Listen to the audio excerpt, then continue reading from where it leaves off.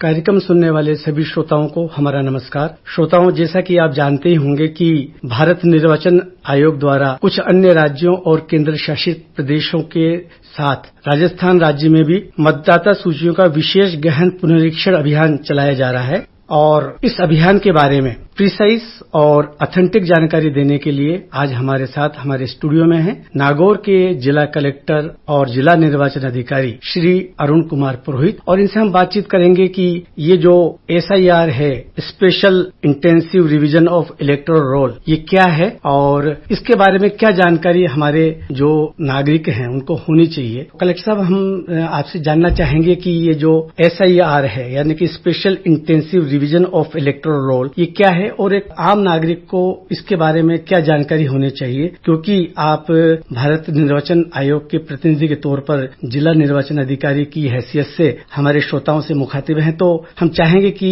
आप इसके बारे में मोटी सी जो रूपरेखा है वो हमारे श्रोताओं को बताएं। स्पेशल इंटेंसिव रिवीजन, जिसको SIR के नाम से जाना जा रहा है, और विशेष गहन पुनरीक्षण मतदाता सूचियों का ये इसको कहा जाता है। ये मतदाता सूची का जो अंतिम बार SIR हुआ था वो 2002 में हुआ था राजस्थान में, और चुनाव आयोग के निर्देशों के तहत ये किया जाता है। सामान्यतः हम जो देखते हैं हर साल वो SSR होती है। SSR का मतलब होता है कि जो आपकी एग्जिस्टिंग या वर्तमान जो वोटर लिस्ट है उसमें आपको नए नाम जुड़ाने हैं, या किसी का एड्रेस कोई चेंज हो गया है वो चेंज कराना, किसी का कोई जगह छोड़ के कहीं और चले गए तो उसका उस तरह से नाम शिफ्ट कराना, या फिर कोई अगर कहीं डेथ हो गई है तो उन लोगों के नाम हटवाना, ये प्रक्रिया होती है। लेकिन उसमें मूल जो वोटर लिस्ट होती है वो इंटैक्ट रहती है, सिर्फ तब्दीलियां होती है, या जुड़ते हैं या हटते हैं। लेकिन इस केस में फ्रेश तरीके से पूरी मतदाता सूची दोबारा से बन रही है, और इसमें सभी जो वोटर्स हैं उनका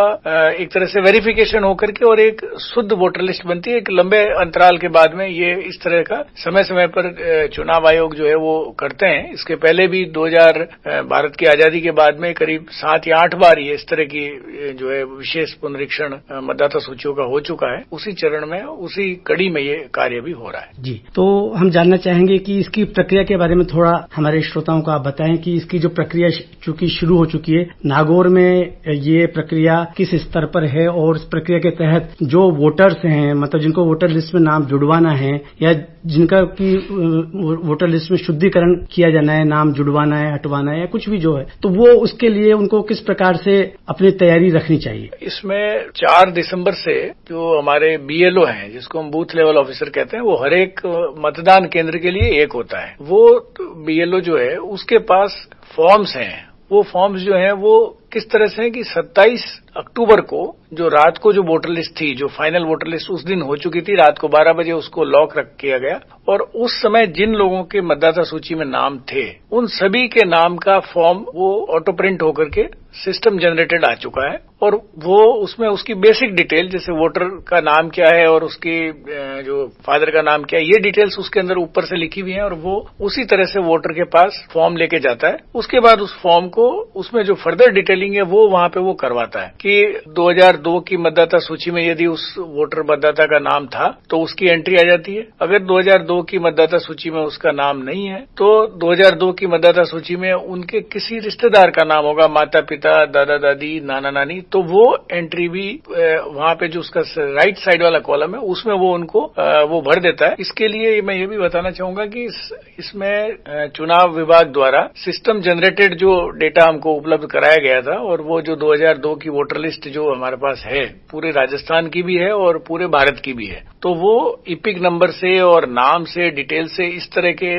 मतदाताओं की जानकारी पहले से ले ली गई कि भाई जो 2002 में किसी का नाम था या नहीं था, या उसके किसी रिश्तेदार का नाम था, पिता का नाम था, तो ये इसको मैपिंग बोलते हैं। और मैपिंग की प्रक्रिया हमारे लगभग 76% जो मतदाता थे उनकी मैपिंग नागौर जिले में इस प्रारंभ होने से पहले 4 तारीख के पहले ये पूर्ण हो चुकी है। उसका फायदा ये होता है कि जिस मतदाता का मैपिंग हुई हुई है उसको जब क्लेम और जो दावे प्रस्तुत करे जाएंगे या जो ऑब्जेक्शंस लगाए जाएंगे ये उस अवधि में भी कोई दस्तावेज उनको देने की आवश्यकता नहीं है। और विशेष रूप से अभी जो ये एन्यूमरेशन फॉर्म वितरण करने का और कलेक्शन करने का काम चल रहा है, उसके दौरान किसी भी मतदाता से कोई डॉक्यूमेंट नहीं लिया जा रहा है। ये चुनाव विभाग, चुनाव आयोग के निर्देश हैं और सिर्फ मतदाता सूची में वो जो मतदाता है उसको अपनी एक फोटो देनी होती है, जिसको वो फोटो चिपका ले, ताकि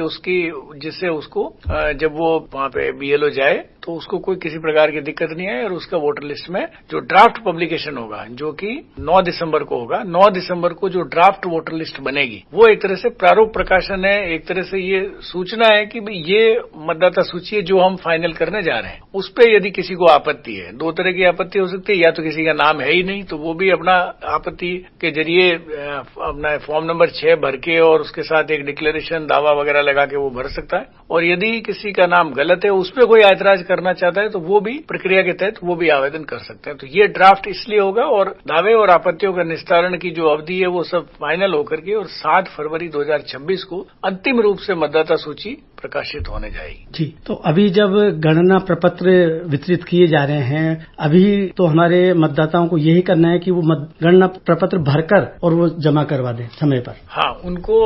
गणना प्रपत्र को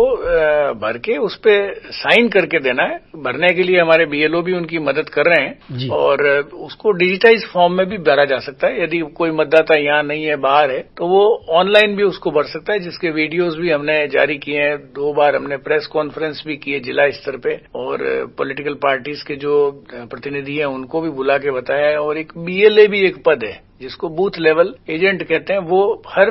पॉलिटिकल पार्टी का एक बूथ पे एक इन्होंने नियुक्त किया हुआ है। वो भी हेल्प करते हैं, मतदाता की भी करते हैं और बीएलओ को भी करते हैं, जिससे वो अधिक से अधिक फॉर्म सही तरीके से भर के और उसको जमा करा सकें। जी, तो इस बारे में ये जानना चाहेंगे कि यदि किसी परिवार में कोई नया मतदाता हुआ है जो कि मतदान की आयु को पहुंच गया है और उसका नाम मतदाता सूची में जुड़ना चाहिए, या किसी व्यक्ति की मृत्यु हो गई है या कहीं अन्यत्र वो शिफ्ट हो गया है, तो उसकी जानकारी मतलब जो अद्यतन जानकारी वो सारी गणना प्रपत्र में भरकर उसको देनी है। हाँ, उसमें आ जाएगी जो गणना प्रपत्र, क्योंकि जो वर्तमान में मतदाता है उस सबका फॉर्म वितरित होगा और उसमें यदि किसी की डेथ हुई है तो वो फॉर्म नेचुरली नहीं जाएगा। तो वो उसमें जब हम इसको डिजिटाइज करेंगे तो उसमें ये मेंशन हो जाएगा कि इस कारण से ये फॉर्म नहीं आ सकता, तो उसका वोटर का नाम नहीं आएगा। अगर कोई वोटर शिफ्ट हो गया तो उसके केस में भी यही होगा। और कोई नया मतदाता आ गया है यहाँ पे तो वो फॉर्म नंबर 6 उसके साथ हर एक बीएलओ के पास में है, तो फॉर्म नंबर 6 और ऐसा ही एक प्रपत्र है जो साथ में, जिसको डिक्लेरेशन फॉर्म कहते हैं, वो भर के वो देंगे तो उनका नाम भी उस सूची के अंदर ऐड हो जाएगा। जी, कलेक्टर साहब इस बारे में ये जानना चाहेंगे कि जो गणना प्रपत्र अगर किसी को नहीं मिला या वो भरने से रह गया, उसका क्या उपाय है? देखिए, इसमें वैसे तो ऐसी कोई ना तो अभी तक कंप्लेंट है और ना ऐसा कोई चांस है कि किसी को नहीं मिले या रह जाए। लेकिन अगर फिर भी कोई मतदाता ये समझता है कि भाई इस तरह का कोई ऐसा उनके साथ कोई स्थिति रह जाती है, तो वो जो अवधि है जिसमें दावे और आपत्ति प्रस्तुत की जाएगी, उस पीरियड में उसके पास फिर से ऑप्शन है कि वो अपना नाम जुड़वाने के लिए अप्लाई कर सकते हैं और उसकी जांच करके यदि वो पात्र व्यक्ति है तो निश्चित रूप से उनका नाम उस मतदाता सूची में आएगा। जी, तो कलेक्टर साहब इसमें ये भी जरूरी है कि जो ड्राफ्ट मतदाता सूचियों का जो प्रकाशन होगा या जो वो मतलब सार्वजनिक की जाएगी तो उसको मतदाता देखें, यानी खुद थोड़ा बहुत उनको भी जागरूक होना पड़ेगा। उसमें अगर उनको लगता है कि उनका नाम नहीं है या कुछ और आपत्ति उनको है तो वो समय पर जो है वो दर्ज कराएं अपनी आपत्ति। हाँ, ये क्योंकि आजकल तो जो है वो गूगल से सर्च भी कर सकते हैं, वोटर हेल्पलाइन ऐप से भी सर्च कर सकते हैं। तो बहुत सारे प्लेटफॉर्म्स हैं जो मोबाइल के थ्रू भी आप अपना नाम वोटर लिस्ट में है या नहीं है, इसको या ड्राफ्ट जो हुआ है उसमें पब्लिकेशन में आया या नहीं आया, उसको भी किया जा सकता है। ईआरओ के ऑफिस से इसको चेक कर सकते हैं। ईआरओ मीन्स जो इलेक्टोरल रजिस्ट्रेशन ऑफिसर है, जो एसडीएम्स है, वहां से भी, और जिला कलेक्टर कार्यालय में भी वो चीजें अवेलेबल उपलब्ध रहेंगी। तो वो कहीं से भी इसको वेरीफाई कर सकते हैं और उसको देख करके अपने उसके अनुरूप जो है उसको चेक अपनी कार्रवाई कर सकते हैं। और वैसे जैसे भी जिसने भी फॉर्म दिया है तो ऐसा कोई कारण नहीं है कि जिसके फॉर्म में साइन किया हुआ फॉर्म दिया हुआ, चाहे वो भले इनकम्प्लीट भी है, अगर जब इस समय जब सर्वे हो रहा है और इसमें फॉर्म डिस्ट्रीब्यूशन हो रहे हैं, यदि इनकम्प्लीट फॉर्म भी होगा और अगर मतदाता के सिग्नेचर है तो वो फॉर्म उसके आधार पर उसका नाम मतदाता सूची में आएगा, प्रारूप प्रकाशन में आएगा। रिमेनिंग चीजें जो भी चाहिएगी तो वो उस जो क्लेम एंड ऑब्जेक्शंस का पीरियड है उसमें उनसे वो नोटिस जारी करके ईआरओ उनसे कलेक्ट करेगा। जी, तो इस पूरे अभियान के किस स्तर पर या किस चरण में लोगों को अपने कुछ जो सर्टिफिकेट्स हैं, मतलब जो कुछ पहचान पत्र बताए गए हैं निर्वाचन विभाग द्वारा, निर्वाचन आयोग द्वारा, वो उनको तैयार रखने होंगे? देखिए, ये जो अभी फेज है, फर्स्ट फेज जो चल रहा है, जिसमें हम कलेक्शन और डिस्ट्रीब्यूशन और कलेक्शन कर रहे हैं फॉर्म्स का भरवा के, उस समय तो मेन चीज जो है वो फोटो चाहिए और एक उनका, जिसको एक प्रोजेनी वर्ड यूज करते हैं। प्रोजेनी का मतलब होता है कि यदि कोई व्यक्ति जिसका नाम वोटर लिस्ट में 2002 में नहीं था, नेचुरली किसी की यदि आयु अभी 25 साल है या 30 साल है या 28 साल है, तो उसका नेचुरली नाम जो है वो 2002 की वोटर लिस्ट में नहीं रहा होगा। तो उनके जो माता पिता हैं वो उसके प्रोजेनी हो गया, तो उसके रिश्तेदार हो गया, तो उस कारण से तो इस तरह की कोई डिटेल्स हैं तो वो रखनी चाहिए। जैसे उदाहरण के रूप में हम यदि देखें तो किसी परिवार में कोई बच्ची शादी होकर आई है, नई शादी होकर आई है या अभी पिछले 3 साल पहले भी शादी होकर आई है, आज उसका नाम वोटर लिस्ट में तो है, लेकिन जब ये बात आएगी कि उनकी मैपिंग कैसे हो, तो नेचुरली उनके माता या पिता जो यहाँ नहीं होंगे, या तो नागौर जिले में कहीं और जगह है, या फिर नागौर जिले में ही नहीं किसी दूसरे जिले में या दूसरे राज्य में भी है, तो ऐसी स्थिति में उसका जो मैपिंग है वो बीएलओ को उनको कराने में मदद करने की आवश्यकता है, और लोगों ने की भी है। उसके लिए इतना ही होता है कि वो अपनी ये जगह बता दे, कौन सी जगह पे माता पिता उनके रहते हैं जहां उनका वोटर लिस्ट में नाम है। अगर वो भाग संख्या देते हैं तो बहुत आराम से मिल जाएगा। अगर उनका ईपिक भी, अगर वो फोटोकॉपी भी उसकी फोटो दे देते हैं व्हाट्सएप के थ्रू, तो भी उससे वो डेटा निकाल के, डिटेल बीएलओ निकाल के भर देते हैं। और यदि उनको एड्रेस भी पता है तभी भी ये चीज हो सकती है। तो किसी भी राज्य की यदि है हिन्दुस्तान पूरे भारत में, तो इस तरह के केसेस में हमको उनकी मदद चाहिए होती है मतदाता की। और इसके बाद की जो स्टेज होगी, जब क्लेम एंड ऑब्जेक्शंस के टाइम में, जब कोई अगर इतने सारे डॉक्यूमेंट और इतनी चीजें करने के बाद भी यदि कुछ मतदाता बच जाते हैं जिनके पास ये चीजें कहीं भी नहीं मिलेगी कि ये उसका नाम अभी मतदाता सूची में है लेकिन पहले वाली में कोई रिलेशन नहीं मिल रहा है, तो उनको ईआरओ की तरफ से जो नोटिस जाएगा, उस नोटिस में जो भी इलेक्टोरल एनमरेशन फॉर्म है उसके पीछे डिटेल दी हुई है। तो एक उसमें अलग अलग डेट्स हैं जिसमें उसके मतदाता की खुद का कुछ डॉक्यूमेंट्स मांगते हैं। 13 तरह के डॉक्यूमेंट है, एक डॉक्यूमेंट उसको देना होता है अपने, फिर एक अगर कोई एज ग्रुप के हिसाब से तो मदर या फादर में से एक का देना है, और अगर उससे भी आगे एक्सीड करता है तो दोनों का देना है। उम्मीद करते हैं इस तरह के केसेस मिलेंगे नहीं। हम लोग, कमीशन ने भी इस तरह की व्यवस्था की है कि अधिकांश मतदाता या लगभग सभी मतदाता जो है वो किसी न किसी रूप में मैपिंग से कवर हो जाएंगे, तो किसी को आवश्यकता नहीं रहेगी कोई उसको डॉक्यूमेंट देना पड़े और परेशान हो। जी, कलेक्टर साहब, यदि किसी मतदाता को कोई परेशानी हो, जैसे जो ग्रामीण क्षेत्र के मतदाता हैं या कम पढ़े लिखे लोग हैं, उनको किसी तरह की इस पूरी प्रक्रिया के दौरान कोई मदद की आवश्यकता हो या उनकी कोई शिकायत हो या उनको कोई सहायता की जरूरत हो, तो इसके लिए कोई हेल्प डेस्क जिला स्तर पर या कोई ग्रीवेंस रिड्रेसल सिस्टम इस तरह का कुछ काम कर रहा है ताकि उनकी मदद की जा सके, उनको गाइड किया जा सके? 1850 एक फोन नंबर है जिसपे 1850 पे कंप्लेंट लोग कर सकते हैं, करते भी हैं। और एक सिस्टम और है जो बुक के कॉल, एक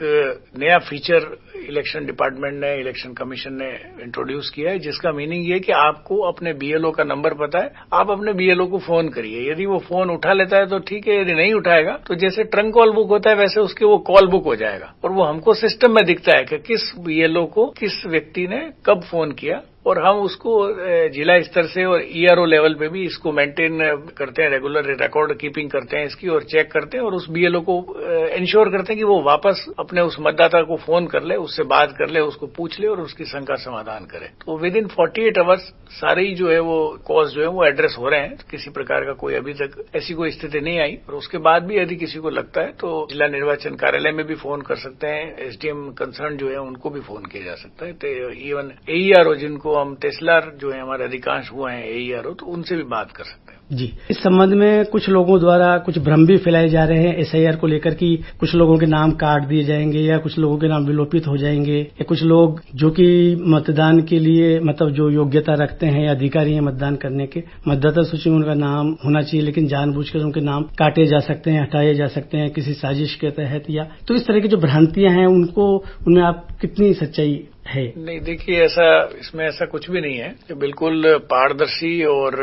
स्पष्ट प्रावधानों के तहत कार्य किया जा रहा है, और वो सारे मतदाता जिनका नाम मतदाता सूची में अभी है 2025 में, उन सभी का फॉर्म भरवा रहे हैं। और वो आज की तारीख में नागौर जिले में अभी 2 घंटे पहले की जो रिपोर्ट थी उसमें लगभग 89% फॉर्म्स डिस्ट्रीब्यूट हो चुके हैं। तो अभी तो इतने दिन पड़े हैं, तो उम्मीद हम तो ये कर रहे हैं कि हम कल तक या परसों तक ही इसको कंप्लीट ही कर देंगे। तो सभी जगह पूरी स्टेट का भी जो एवरेज है वो भी 80 से ऊपर है इस समय। तो ऐसी कोई स्थिति नहीं है कि किसी मतदाता के लिए कोई दिक्कत आएगी या नाम हटा दिया जाएगा या इस तरह का कोई चीज होगा, ऐसा कुछ भी उसमें नहीं है। और ये मैपिंग, क्योंकि आप देखिए 77% मैपिंग लगभग तो पहले से ही हुई हुई है, तो उनको तो कुछ करना ही नहीं है, अपने आप ही उनका नाम आएगा। और बाकी के लोग भी जैसे मैंने एग्जांपल आपको दी है, तो इस तरह के जो केसेस मिलेंगे जिसमें कहीं कोई ऐसा केस है कि भाई फादर की डेथ हो चुकी है, मदर की भी डेथ हो गई 2002 में, वो दोनों ही नहीं थे, तो क्योंकि आप मतदाता सूची में नाम जो होता है व्यक्ति का, उसके फादर्स नेम आता है उसके साथ में, या लेडी है तो उसके हस्बैंड का नाम आता है, तो उससे ये लिंक नहीं हो सकता कि ग्रैंडफादर कौन है। लेकिन जब आप मतदाता के पास जाते हो तो वो बता देता है कि मेरे फलां ग्रैंडफादर थे या मेरे नाना थे, तो उससे नाना से मदर ट्रेस हो जाती है और दादा से उनके फादर का नाम ट्रेस हो जाता है। तो इस तरह की मैपिंग भी अभी हम कर रहे हैं, वो भी हो रही है। तो ये धीरे धीरे परसेंटेज जो मुझे लगता है जब फाइनल होगा तो ये काफी बड़ा नंबर निकलेगा, जो परसेंटेज निकलेगी। तो ऐसी कोई इश्यूज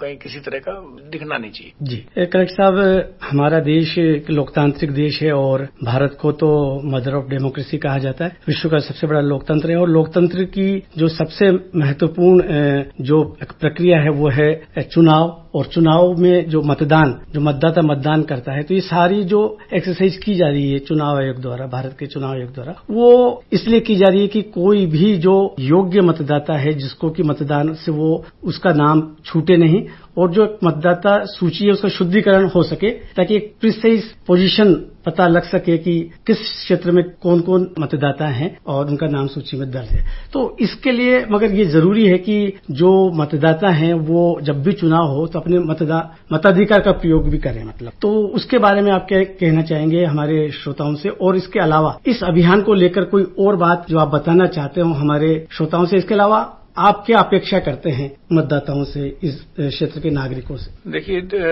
विश्व की सबसे बड़ी डेमोक्रेसी हमारा भारत है, जिसमें आजादी के बाद लगभग 70 साल से लगातार इलेक्शंस होते रहे हैं, चाहे वो पार्लियामेंट के हों चाहे स्टेट असेंबलीज के हों। कभी कोई ऐसा कहीं कोई केस नहीं देखने को मिला है जिसमें किसी तरह की कोई परेशानी हुई लगी हो। और वोटर लिस्ट जो है इस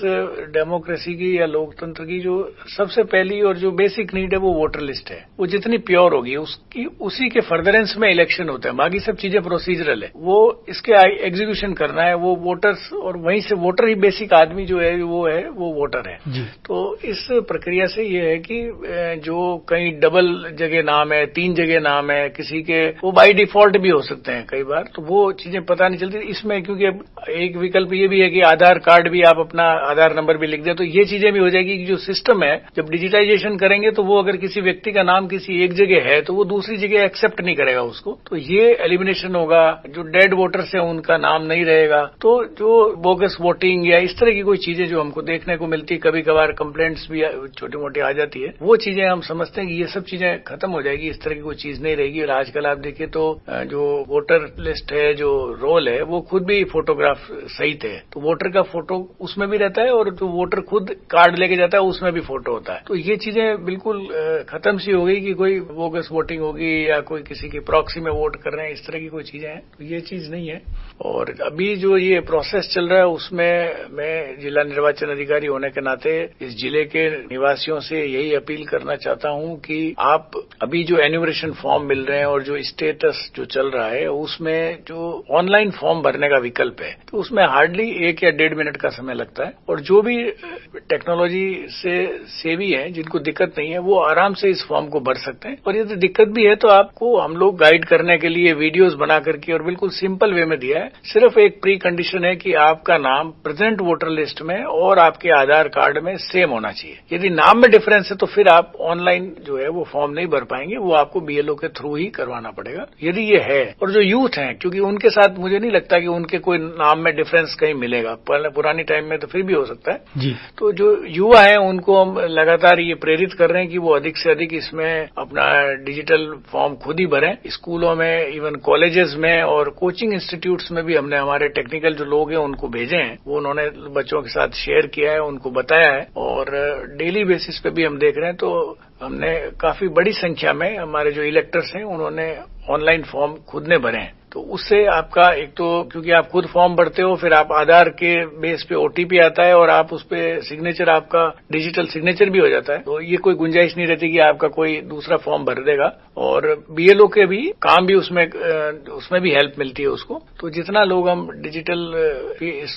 डिजिटाइजेशन पे जाएंगे और जितना हम लोग वोटर्स जो इसमें सहयोग करेंगे, इलेक्टर्स सहयोग करेंगे, तो उससे हमको और ज्यादा मदद मिलेगी। मीडिया के माध्यम से भी हमने इसमें निवेदन किया है, पूरे मीडिया के साथियों को भी इसके बारे में पूरी जानकारी दी है और उन्होंने लगातार, आप देखिए तो न्यूज़पेपर्स में डेली बेसिस पे ऑलमोस्ट रोज कुछ न कुछ खबर एसआईआर के संबंध में आती है। उसमें वो लिंक और डिटेल्स भी बताते हैं कि यहाँ से आप इस तरह से अपना फॉर्म भर सकते हैं, इस तरह से आप बीएलओ से संपर्क कर सकते हैं। वेल, फुल प्रूफ मेरे हिसाब से ये प्रक्रिया है, कहीं कोई ऐसी गुंजाइश नहीं है कि किसी को ग्रीवांस इससे हो। जी, तो हमें उम्मीद है कि जो कलेक्टर साहब ने जो जानकारी दी है हमारे इस नागौर जिले के और जो भी विभिन्न मतदाता हैं, वो इस बात से आश्वस्त होंगे कि ये अभियान जो है वो पूरे सही ढंग से और पूरी निष्ठा से और पूरी नेक नियति से चलाया जा रहा है। किसी को किसी भी प्रकार का भ्रम पालने की आवश्यकता नहीं है। जो भी मतदाता है और उसको जो जिसका नाम मतदाता सूची में होना चाहिए उसका नाम मतदाता सूची में होगा।